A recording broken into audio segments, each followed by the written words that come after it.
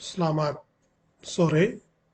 Saat ini saya akan menjelaskan mengenai metode konsisten deformasi yang diterapkan untuk menyelesaikan konstruksi balok statis tak tentu.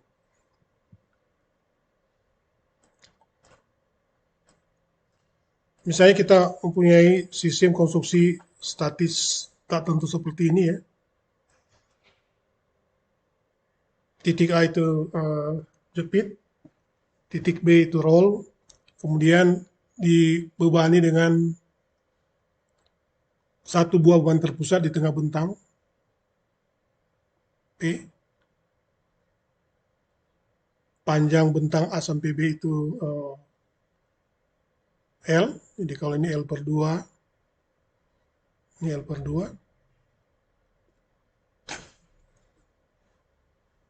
Diselesaikan dengan metode konsisten deformasi. Pertama, yang kita lakukan adalah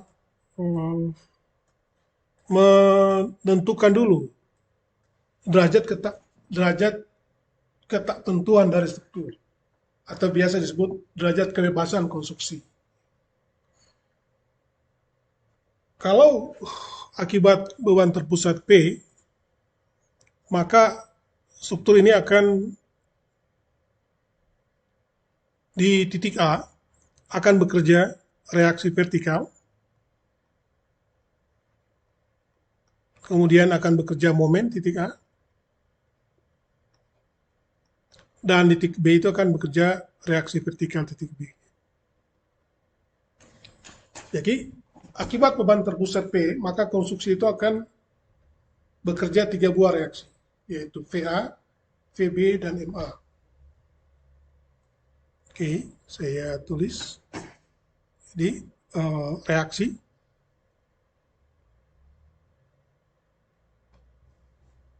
satu VA, 2 VB, 3 MA. Ini adalah 3 buah reaksi yang muncul akibat beban terpusat P. Nah, sedangkan persamaan keseimbangan yang bisa kita terapkan untuk menyelesaikan konstruksi ini ada 2. Persamaan keseimbangan. Satu, itu adalah sigma vertikal sama dengan 0. Dan yang kedua itu sigma momen sama dengan 0. Apa yang dimaksud dengan persamaan keseimbangan, saya kira bisa dilihat pada video saya sebelumnya. Bagaimana dengan persamaan horizontal? Iya, karena beban tidak ada dalam arah horizontal, sehingga struktur juga tidak memberikan respon terhadap reaksi terhadap arah horizontal, sehingga sigma horizontal tidak perlu kita terapkan di dalam soal ini. Nah, ketidaktentuan dari konstruksi itu adalah selisih antara reaksi yang muncul dengan persamaan keseimbangan. Jadi dalam hal ini kalau ada 3 buah reaksi yang muncul, sedangkan persamaan keseimbangan hanya 2, maka disebut konstruksi statis tak tentu derajat 1. Kalau kita lihat dalam persoalan matematika, ada 3 buah reaksi, ada 2 buah persamaan. Ini tidak bisa diselesaikan. 3 buah persamaan minimal kita membutuhkan 3 buah persamaan.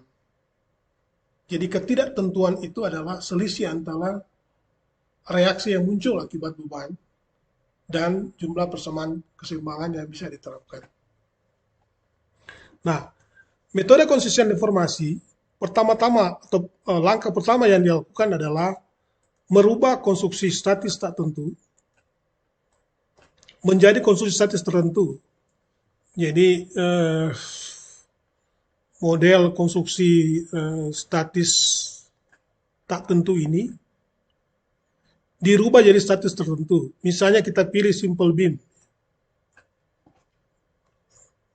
Jadi tadinya dia statis tak tentu, dirubah jadi statis tertentu. Kemudian statis tertentu ini memikul beban terpusat, beban luar P, dan apa yang disebut dengan release force. Saya tulis, saya beri warna putih, MA.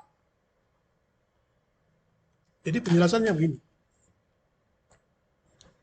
Konstruksi ini yang statis tak tentu dirubah jadi statis tertentu, simple beam atau balok sederhana seperti ini.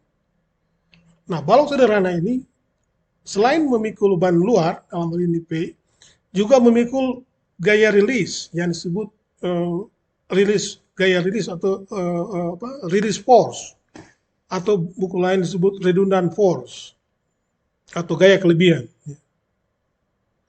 Tadinya tumpuan A itu jepit, dirubah jadi sendi, tapi harus ditambah dengan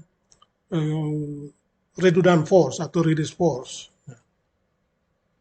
Nah, konstruksi statis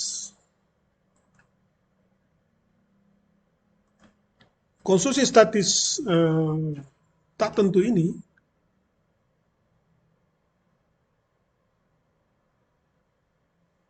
selanjutnya itu dianalisa sebagai konstruksi statis tertentu, tapi yang statis tertentu ini harus memenuhi syarat deformasi. Jadi ada syarat deformasi yang harus dipenuhi supaya respons dari konstruksi statis tertentu ini sama dengan statis tak tentu. Jadi harus ditambah dengan syarat deformasi.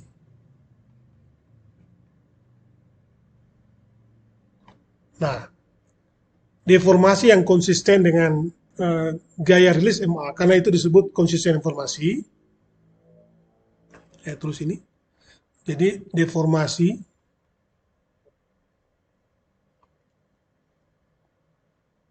yang konsisten dengan gaya rilis MA adalah theta A sama dengan 0. Jadi, karena kita gaya rilisnya MA, maka deformasi yang konsisten, karena itu metode ini disebut konsisten deformasi, adalah theta A sama 0. Dan theta A itu bisa dihitung dengan cara superposisi. Theta A itu dihitung dengan theta A itu akibat P, ditambah dengan theta A akibat MA, sama dengan 0. Tinggal dicari theta akibat P, bisa dicari. Supaya gampang saya tulis di sini.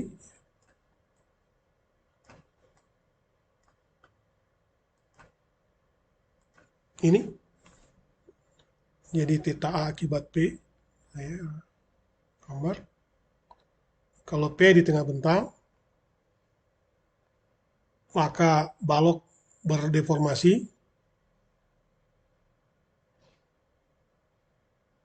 maka putaran sudut di A itu akibat P adalah PL kodrat per 16i. Dari mana angka PL kodrat per 16i? Silakan lihat video saya sebelumnya. Kemudian akibat MA,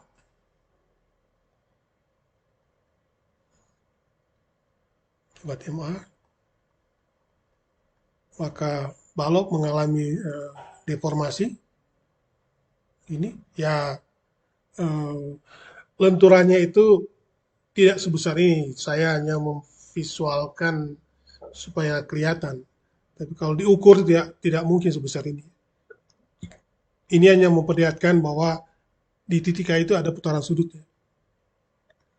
Jadi theta akibat MA sama dengan MAL dibagi dengan T. Silakan lihat video saya menghitung deformasi akibat beban terpusat P dan akibat momen di salah satu tumpuan. Kalau kita selesaikan, maka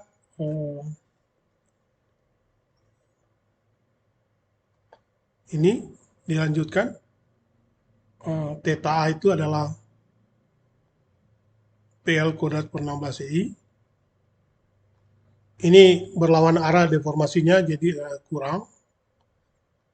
MAL dibagi dengan 3I. Sama dengan 0. Dari sini kita bisa selesaikan ini.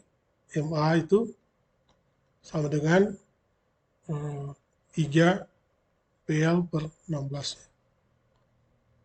Ini saling menghapus ya ini tuh. Ini saling menghapus. Kemudian L itu dihapus saja. Sehingga MA itu adalah 3 PL per 16. Karena dia bernilai positif, maka arah reaksi tadi yang kita asumsikan itu seperti ini, MA, berlawanan arah jam-jam itu adalah benar arah MA begini.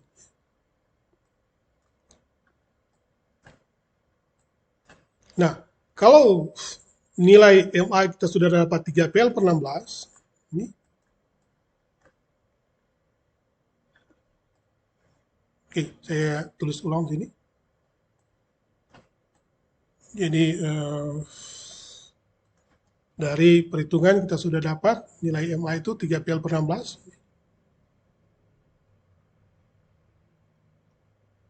Ini 3 PL per 16. Kemudian ada beban terpusat P. Selanjutnya itu adalah persoalan statika. Statis tertentu. Reaksinya itu bisa dihitung, di superposisi saja. Karena P di tengah bentang, maka reaksi di sini. Ini adalah P per 2. Di sebelah kanan juga P per 2. Kemudian sekarang akibat momen. Ke atas ini. 3 P per 16. Dan ini ke bawah. 3 P per 16. Selanjutnya dijumlahkan saja ini. 1/2 tambah 3 per 16 itu 8 tambah 3 itu 11 ke atas. 11 P per 16 ya. Kemudian ini 1/2 kurang 3 per 16. 8 kurang 3 itu 5. 5 P per 16 ya. Inilah reaksi di titik A. Dan 5 P per 16 itu adalah reaksi titik B. Gaya dalam, karena memang tujuan kita itu adalah gaya dalam. Saya kira itu bisa dilihat di video saya statika ya. Ini persoalan statika ini. Jadi ini 11 P ke atas. Kemudian di titik C itu ada P. Ya, di tengah bentangnya.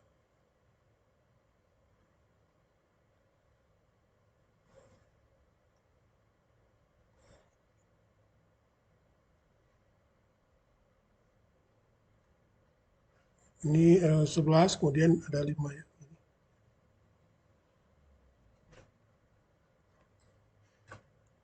Ya, ini sketsa saja. Ini adalah 11 P per 16. Ini adalah P. Dan ini 5 P per 16. Sedangkan untuk bidang momen titik A itu 3 PL per 16. Kemudian momen titik C di sini. Gimana caranya itu? Itu adalah 5 P per 16 dikali dengan L per 2. Jadi 5 PL per 32. Jadi kalau dia 3 P, di sini berarti kurang lebih begitu, linear ya. Gini ya. Ini adalah 3 PL per 16 dan ini adalah 5 PL per 32, dan di sini momennya sama dengan 0.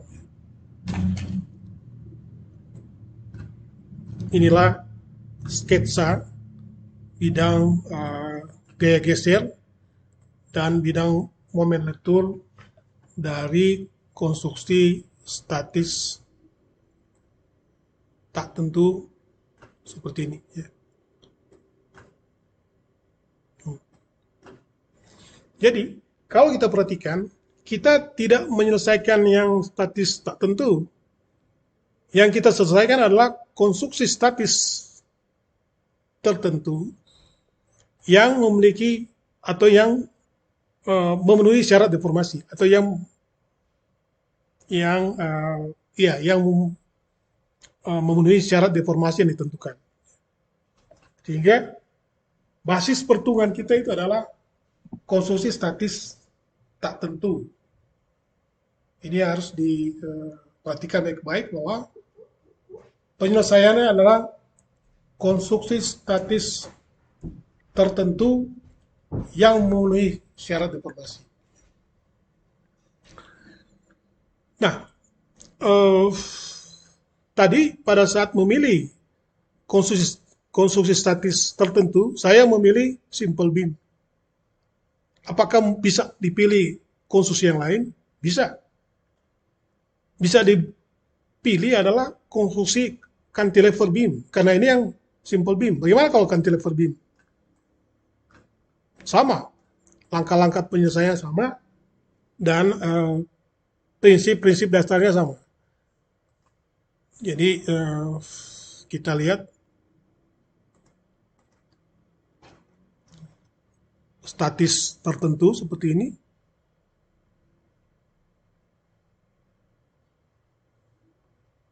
Ada beban P di tengah bentang. Jadikan statis tertentu, kita pilih cantilever beam misalnya begini. Cantilever beam, ada beban P di sini. Nah, cantilever beam ini selain memikul beban terpusat P yang bukan beban aktual dari balok, juga dia harus memikul beban release force, dalam hari ini VB. Nah, konstruksi statis tertentu ini harus memenuhi syarat deformasi. Syarat deformasinya itu adalah lenturan di B sama dengan 0. Syarat deformasi atau deformasi yang konsisten dengan lenturan di B. Nah, lenturan di B itu yang dihitung. Lenturan di B akibat P ditambah dengan lenturan di B akibat PB harus sama dengan 0. Bagaimana mencari lenturan di B akibat P?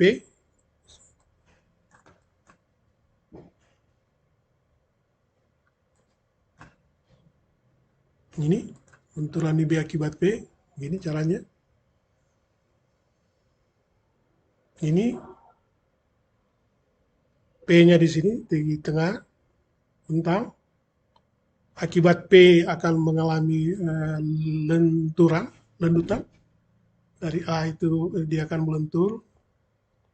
Kemudian dari C itu akan lurus. Kalau saya berikan notasi A ini B, di tengah C. Ya, lenturannya tidak sebesar ini. Saya hanya memperlihatkan sekali lagi bahwa ada lenturan di titik C dan titik B. Ini jaraknya L per 2. Dan ini adalah L per 2. Kita akan cari di lenturan di B. Lenturan di B akibat P. Itu bisa dihitung ya. Kalau kita perhatikan, ini lenturan di C akibat P. Bisa dihitung itu. Kalau rumus standar itu P, L pangkat 3 dibagi dengan 3I. Tapi karena L-nya itu L per 2, ini L per 2 ini ganti dengan L ini ganti dengan L per 2. Jadi akan dapat P L per 2 pangkat 3 dibagi dengan 3I. Akan dapat PL pangkat 3 dibagi dengan 2 pangkat 3, 2, 4, 8, 8 kali 3, 24I. Jadi, lenturan di B ini itu adalah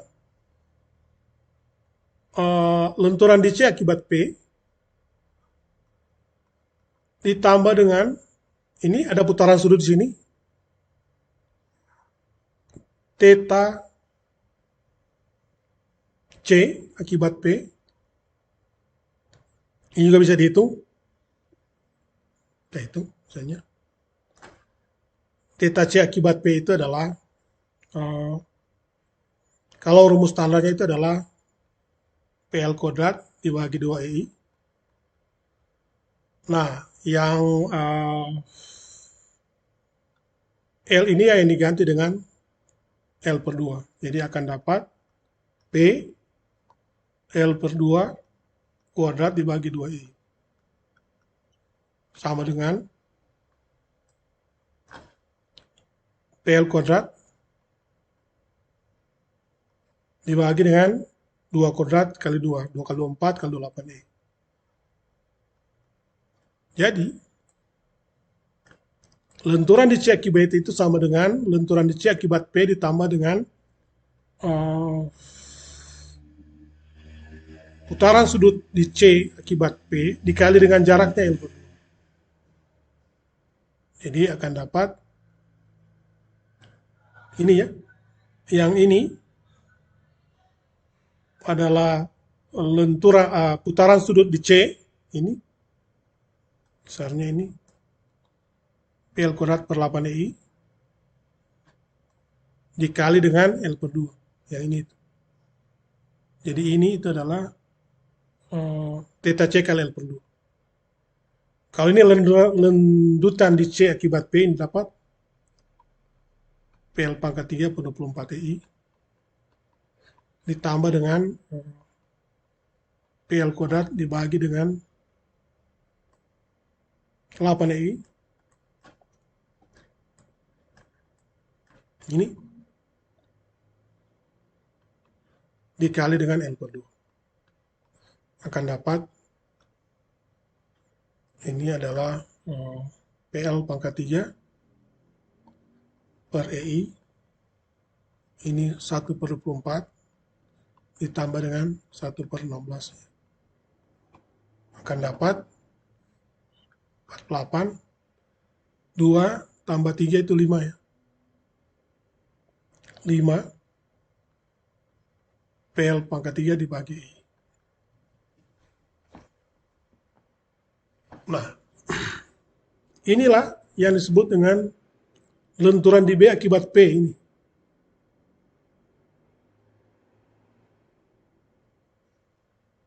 Sedangkan lenturan di B akibat VB ini poin ini terdapat. Sekarang yang ini. Lenturan di B akibat VB ini. Saya kira ini standar saja.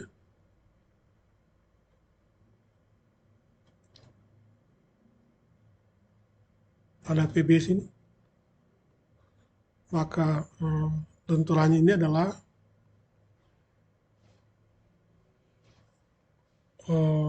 PB L pangkat 3 dibagi dengan 3I. Kalau ini bisa dilihat pada video saya sebelumnya ya. Kalau kekakuan EI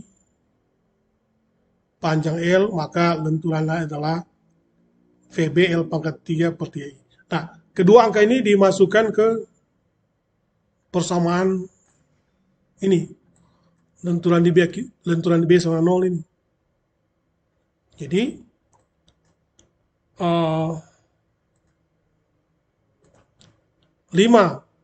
PL pangkat 3 per 48EI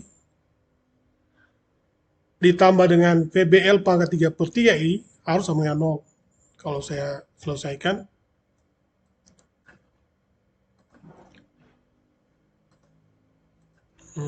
sini 5 VBL pangkat 3 per 48I dikurangi VBL pangkat 3 per 3I sama dengan 0 ya.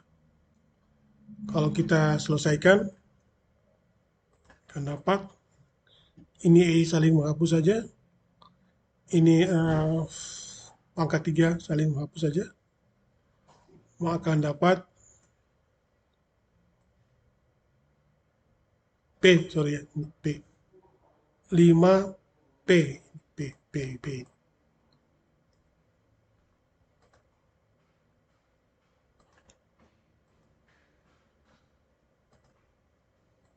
Ini 5 PL pangkat 3 akan dapat PB sama dengan 3 kali 5, 15 dibagi dengan 48P ya. Atau kalau kita sudah menggunakan akan dapat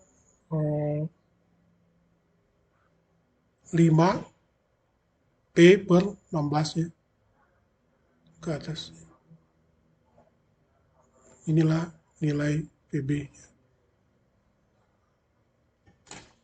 Dia sama dengan nilai yang sebelah ini. Gaya geser di titik B ya. Ini 5P per 16 sama dengan ini. Kalau kita sudah tahu nilai VB itu 5P per 16, maka reaksi-reaksi yang lain bisa diperoleh dengan cara analisa statis tertentu ya. Jadi kalau kita dapat ini P, kemudian sudah dapat ini 5P per 16, maka reaksi di A dan momen di titik A itu bisa dihitung dengan cara statika. Biasa hasilnya pasti akan sama dengan cara atau metode yang pertama ini. Gambar dan reaksi, gambar bidang momen dan gaya geser itu sama dengan ini, reaksinya juga akan sama. Inilah penjelasan saya mengenai konstruksi statis tak tentu yang disesuaikan dengan metode konsisten deformasi. Terima kasih.